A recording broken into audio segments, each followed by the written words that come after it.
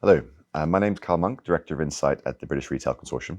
I'm joined today by Sophie Birshan, who is Head of Retail at Google, and Jeremy P., who is Chief Digital and Data Officer at M&S. Today we're going to be talking about the main trends we've seen across the consumer landscape within the UK over the last 12 to 16 months. We'll also be exploring what to expect over peak and some of the digital transformation that's been going on at M&S, Google, and in the wider retail sector. We are approaching the end of a very unique period in retail's history. Over the course of the last 16 months, we've seen fundamental changes to how consumers shop, how they work. The entire economy's changed shape. What I wanted to ask you both is, how you felt consumers have changed over this period, and what are the fundamental differences you're seeing, in your customers and the people you interact with. I think it's been an incredible year, very challenging, and actually we've seen some really radical changes in terms of the behavior of our customers. Customers are just so much more comfortable engaging with us digitally. It is so much ingrained into the fabric of their lives. And actually having to embed digital into the way they work now in many remote working styles, and actually thinking about new ways to engage with retailers as well. And we saw that really change overnight. Our business, and if you think about our online business, became the fastest growing channel right away. And actually we experienced what was probably a 5 to 7 years of growth over a 12-month period. So just radical change to our business. We've seen customers come in large numbers. So we've had millions of new customers join and actually try and shop online for the very first time. And many of those are actually new to M&S. So that was actually a very encouraging sign. And I think customers are just much more comfortable trying new experiences, new features, and getting deeper across our ecosystem. I think maybe another big change I've seen in terms of behavior, they no longer evaluate us across just retailers, but they're thinking about the experiences they have across digital in all aspects, in social media, in gaming, in entertainment. And actually that's the level that we need to compete at. And then so for us, it continues to be about how do we think differently around the different offerings we have, creating more flexibility, being much more engaging with the content that we have, and actually fitting around their lifestyle, more delivery options, more fulfillment choices, more ways to explore our products, driving greater personalization. What Jeremy says really strikes a chord around digital becoming a part of customers' lives across the board.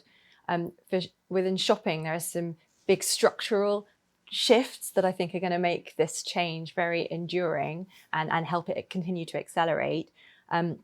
We've seen some of the fastest growth online amongst the older customers. So there's whole cohorts coming online for the first time, not only because they were worried about COVID, but also they just really love the convenience. They found that it's a really great way to browse and shop around and compare prices, and they love their shopping at home convenience. And then of course, as we're browsing around, we've seen like the shop window really decisively move online. People researching what's near me before they go out to buy physically, or looking for inspiration online. Using apps have grown hugely because people like that experience of browsing on the sofa with an app. And that's all meant that loyalty has really been challenged. People have used a much broader repertoire of retailers and brands. And again, it wasn't only because they couldn't find what they wanted through COVID, it's because they've had the time to shop around and they've really enjoyed that browsing experience online. And I think that's going to be a big challenge as we come into Christmas, because we know that at Christmas people tend to use a bigger repertoire of retailers anyway. So I think this Christmas will be a real test of loyalty. I guess on the topic of loyalty as well, Jeremy, so I know M&S are doing some really exciting things in that space. Can you tell us a little bit more about what you've done to sort of drive that within your customer base? I think what was actually really interesting is, we've been really focused on how do we continue to build loyalty among our customers. And part of that has been about thinking about relaunching our Sparks loyalty program.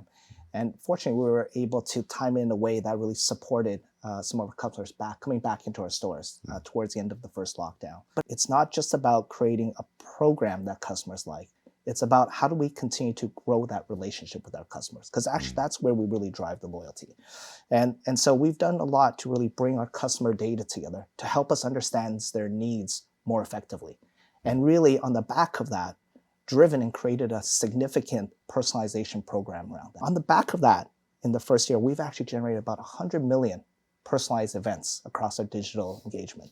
And our goal is to kind of continue to grow that. We're going to aim for 500 million digital engagements this year that are personalized, and We think that's at the heart of making data more important and more valuable and using it in a way that really helps make the experience better for our customers. But really, the heart of that transformation, when we think about growing online, isn't about the things we build, but actually about the culture and how we run and operate differently.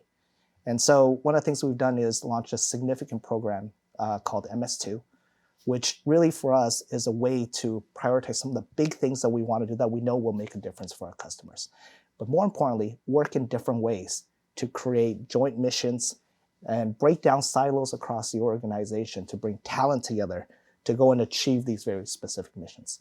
So at the heart of that, it isn't about the things we do, as opposed to the transformation of the culture that we're building to really go after it.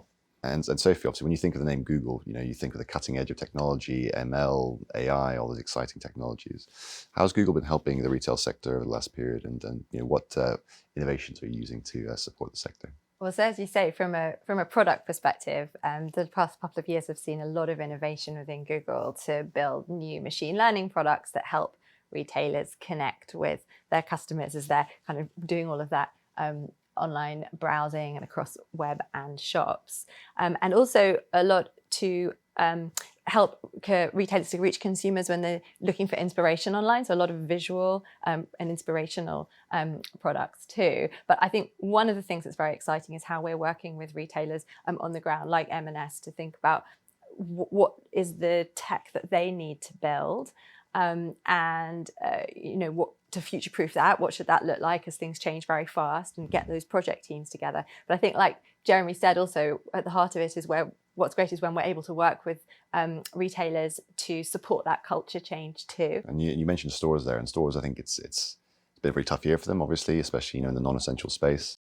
But they've always been a bit of a disadvantage from a data perspective. The measurement, the sort of they're a bit of a black box for some retailers in terms of measurement and what happens to customers and how those customers interact with the digital channels. What are you, either M&S or Google, doing to sort of help balance out that disparity?